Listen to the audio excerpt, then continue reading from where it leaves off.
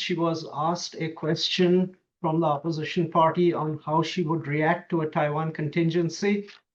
a Taiwan situation. And she essentially said a Taiwan situation which threatens Taiwan is essentially a situation which threatens Japan. And this has added meaning in Japan, in Tokyo, because what that means that if Japan is facing a survival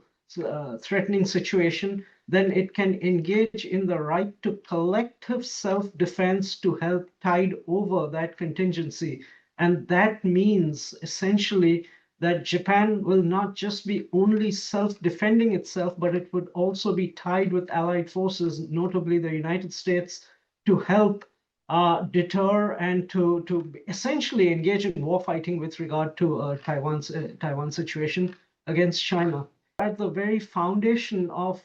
Japan, China, and China's normalization in the early 1970s, it was in September 1972, the premise of the normalization was that that there is one government of China. The government in Beijing, the People's Republic of China, is the government of China, and that Japan understands that Taipei,